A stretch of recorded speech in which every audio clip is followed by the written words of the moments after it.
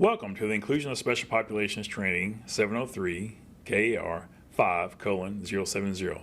This is Module 1 titled Inclusion, which is part of an 8-part module series that is produced by the Office of Assessment Accountability. With that, let's begin. So this part of the training focuses on inclusion. So first we're going to talk about who is included, the student participation, who is omitted, which is very limited, what are the accommodations and what are individualized support during assessments, and what are the options, the 3 options for participation in the state assessment. So first we'll look at who is included. So all special populations are included in the state required assessment and accountability programs. We'll go through these briefly. You will notice that there is a page number denoted by a blue arrow that says page 3, and that will take you to this specific area of the regulation. So number 1, students with individual programs or IEPs, students as English language learners or program service plans, students with 504 plans or temporary medical conditions, students in the alternative programs and state agency children, students receiving instruction to home hospital settings, and lastly, students in the Kentucky Alternate Assessment Program. So, who is omitted? So the Inclusion of Special Populations regulation applies to all students except these 2 categories. Students who are 21 years of age or older, or who are part-time students, less than 6 hours per day, or students enrolled in an Adult General Education Diploma or GED program and are not officially enrolled in a Kentucky public high school. So moving on, what are accommodations? So accommodations are intended to provide support for students during instruction to access and learn content as well as demonstrate content achievement during assessments. Now, accommodations do not reduce learning expectations and are not intended to be a substitute for specific instruction. Accommodations should be individualized and specifically designed to aid the students as the student learns. Now, what are the 3 options for inclusion in the state assessment? So there's 3. There's no accommodations, and this is referred to that no eligibility determination has happened yet. Students with disabilities that do not receive services, or students with disabilities not needing services. There is with accommodations, so these students meet the eligibility criteria of 1 or more disability categories and has a current individual education program or IEP.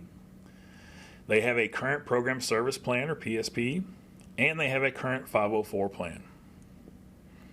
Then there is the alternate assessment. So the ARC determines and verifies that the student meets all criteria for participation in the alternate program. They document in the student's record the basis for this decision, and they review it annually. Now we move to the check for understanding. So the first question is, all special populations are included in the state required assessment and accountability programs. Is this true or false?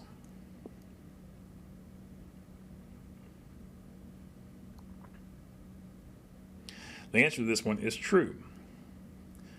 2, what is the age in Kentucky when students age out and are no longer eligible to receive services? Is it A, 19, B, 25, C, 21, or D, 23?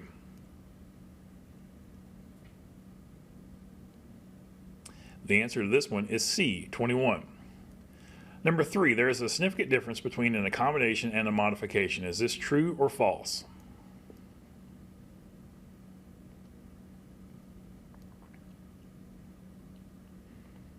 The answer to this question is true. There is a big difference between an accommodation and modification. Remember, an accommodation provides access or allows the student to access the test. A modification changes the test and therefore affects test validity. Number 4, what are the 3 options for students eligible to receive services in Kentucky? Is it A, no accommodations, with accommodations, or alternate assessment? Is it B, partial accommodations, permanent accommodations, or due process? Is it C, inclusion, non-inclusion, and 504s? Or is it D, IEPs, 504s, and PSPs?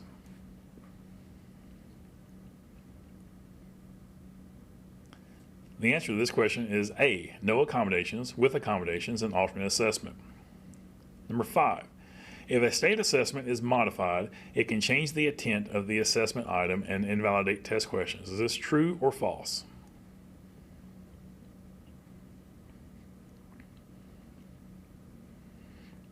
The answer to this question is true.